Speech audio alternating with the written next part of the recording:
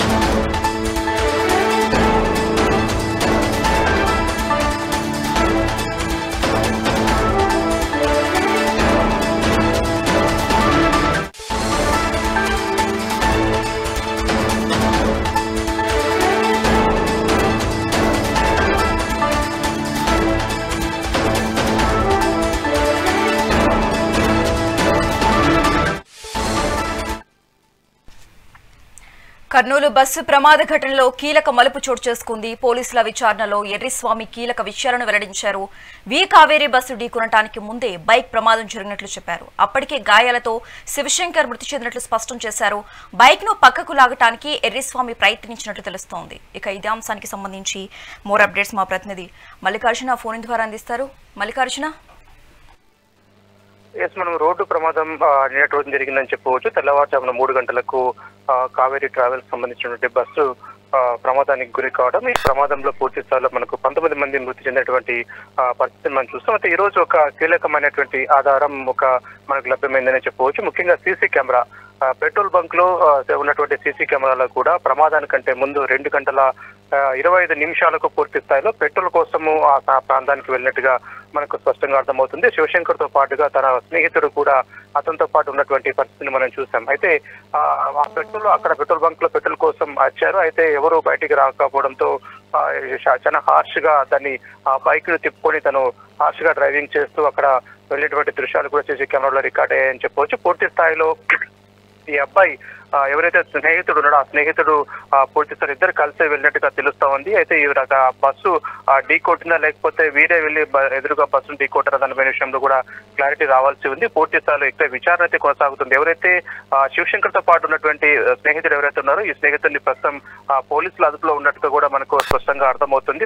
మరిన్ని విషయాలు కూడా అతని నుంచి సేకరించినటువంటి పరిస్థితి ఉంది. పూర్తి స్థాయిలో లక్ష్మయ్య డ్రైవర్ తో పాటుగా ఇతను కూడా పోలీసుల అదుపులో ఉన్నారు. ఆ ఇన్వెస్టిగేషన్ అయితే కొనసాగుతుందని మనకు తెలుస్తుంది. ఎందుకంటే అతను సాక్షిగా అతనే ఉన్నాడు కాబట్టి, ప్రాణాలతో బయటపడినటువంటి వ్యక్తి ఎవరైతే శివశంకర్ స్నేహితుడు ఉన్నాడు కాబట్టి అతని నుంచి ఆ వివరాలను కూడా సేకరించేటువంటి పనిలో పడ్డారు. పూర్తి స్థాయిలో ఏదే విధంగా జరిగింది, ఎన్ని గంటల ప్రాంతం మీరు ఆ ప్రాంతానికి చేరుకున్నారు, మిమ్మల్ని కొట్టేటువంటి వెహికల్ ఏంటి అనే కోణంలో కూడా పూర్తి స్థాయిలో విచారణ కొనసాగుతున్నట్టుగా తెలుస్తుంది. ఈ విషయాన్ని అఫీషియల్ గా ప్రకటించలేదని చెప్పవచ్చు. అన్అఫీషియల్ గా పోలీసు అదుపులో ఉన్నాడని చెప్పేసి మనకు ప్రాథమికంగా సమాచారం అందుతుంది. పూర్తి స్థాయిలో డ్రైవర్ అయితే అదుపులోకి తీసుకున్నాం, విచారణ కొనసాగుతుందని చెప్పేసి నిన్న ప్రెస్ కాన్ఫరెన్స్ లో చెప్పారు. కానీ తన స్నేహితుని అదుపులోకి తీసుకున్నట్టుగా విచారణ జరుగుతున్నట్టుగా, ఈ కేసులో ఇంకొక వ్యక్తి ఉన్నట్టుగా నిన్నటి వరకు కూడా మనకు ఈ రోజు మధ్యాహ్నం వరకు కూడా సమాచారం రాలేదు. ఏదైతే సోషల్ మీడియాలో వైరల్ అవుతున్నటువంటి ఏదైతే సీసీ కెమెరా ఫుటేజ్ ఏదైతే ఉందో, పెట్రోల్ బంక్ లో ఉన్నటువంటి సీసీ కెమెరా ఫుటేజ్ ఆధారంగా ఇప్పుడు ఒకరు కాదు, శివశంకర్ ఒకడే చనిపోలేదు ఆ ప్రమాదంలో. పూర్తి స్థాయిలో దాంతో పాటుగా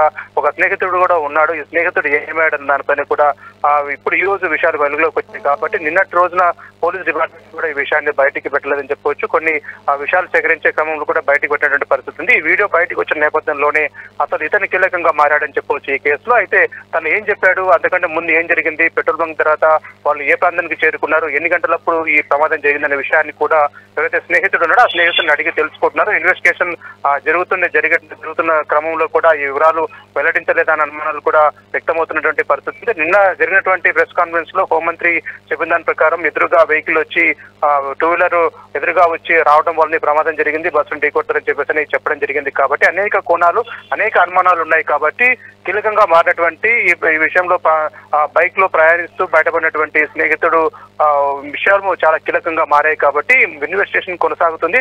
తర్వాత మీడియాకు కూడా ఈ వివరాలు కూడా వెల్లడించే అవకాశం అయితే కనపడతా ఉంది చెప్పొచ్చింది. దాదాపుగా ఒకరు కాదు ఇద్దరు కాదు, దాదాపుగా 19 మంది మృతి చెందినట్టుగా తెలుస్తోంది. అయితే డ్రైవర్ మద్యం తాగి డ్రైవింగ్ చేయటం వల్లే ఇంత ప్రమాదం జరిగింది అనుకోవచ్చా? డ్రైవర్ నిర్లక్ష్యం వల్లే ఈ ప్రమాదం జరిగింది అనుకోవచ్చా? విచారణ ఎంతవరకు కొనసాగుతోంది? పూర్తి వివరాలు ఇవ్వండి. పూర్తి స్థాయిలో డ్రైవర్ యొక్క నిర్లక్ష్యమే ఇక్కడ మనకు స్పష్టంగా కనపడతా ఉంది.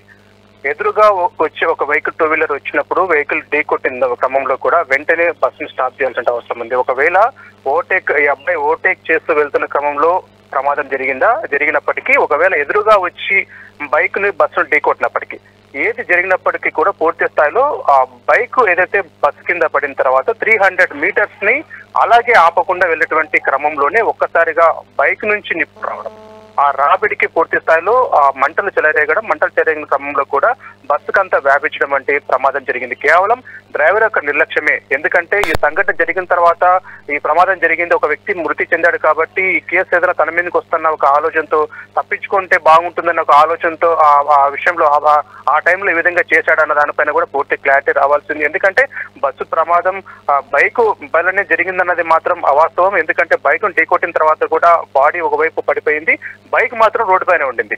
అంటే ఇమ్మీడియట్ గా ఆపేసి బస్సును కనుక నిలిపేసింటే కనుక ఇంత ప్రమాదం అంటే 19 మంది మనం చూసుకుంటే దాంట్లో 17 మంది పెద్దవారు, 2 చిన్నపిల్లలు అని చెప్పుకోవచ్చు.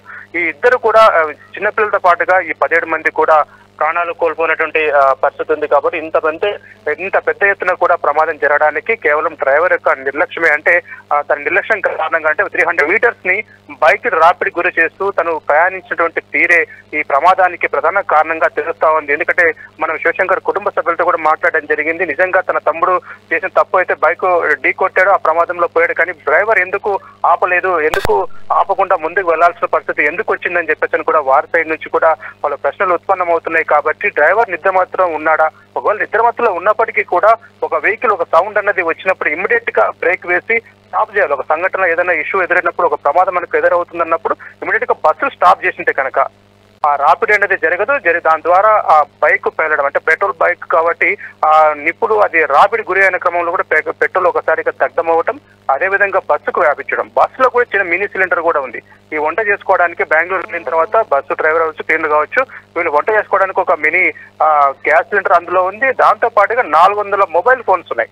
ఈ మొబైల్ ఫోన్స్ కూడా హైదరాబాద్ నుంచి బెంగళూరుకి తరలిస్తున్నారు. 400 ఫోన్స్ కూడా అందులో ఉన్నాయి. అంటే ఒకదానికొకటి పూర్తి స్థాయిలో రీసైక్లింగ్. అంటే ఆ పేలుడ్కి కారణాలు చాలా ఉన్నాయి. ముఖ్యంగా కర్టన్స్ ఉంటాయి బస్సులో, ఏసీ బస్ కాబట్టి కర్టన్స్ ఉంటాయి. పూర్తి స్థాయిలో ఒకదానికొకటి మంటలు వ్యాపించడం, బయటికి రానటువంటి పరిస్థితి, ఒకరికొకరు కూడా బయటికి రానటువంటి పరిస్థితి. సేవ్ చేయాలని చెప్పి ఎవరైతే బయటికి వచ్చారో వారు సేవ్ చేయాలని చెప్పేసి ప్రయత్నం చేసినప్పటికీ కూడా వాళ్ళ ప్రయత్నం సఫలీకృతం కాలేదు. ఎందుకంటే దట్టంగా ఒకవైపు వర్షం పడుతోంది, వర్షం ఎంత ఫాస్ట్ గా అంటే ఎంత చాలా హెవీగా పడుతుంది, అయినప్పటికీ కూడా మంటలు ఆరలేదు. దట్టంగా అవి మంటలు అలుముకోవడంతో కూడా ఏ ఒక్కరు కూడా ప్రాణ భయంతో వారిని కాపాడే ప్రయత్నం చేయలేదు. ముఖ్యంగా మనం చూసుకుంటే ఈ కేసులో నిన్న బస్ డ్రైవర్ యొక్క నిర్లక్ష్యం కనపడుతుంది. ఎందుకంటే ముఖ్యంగా డోర్లు తెరుచుకోలేదు. డ్రైవర్ క్యాబిన్ కి బస్ లో ఉన్నటువంటి ప్రయాణికులు ఎవరైతే ఉంటారో ఈ క్యాబిన్ కి మధ్య ఒక డోర్ ఉంటుంది, ఈ డోర్ ఓపెన్ కాలేదు. ఈ డోర్ కనుక ఓపెన్ అయితే కనుక అందరూ సేవ్ అయ్యేవాళ్ళు, బయటకు వచ్చే అవకాశం ఉంటుంది.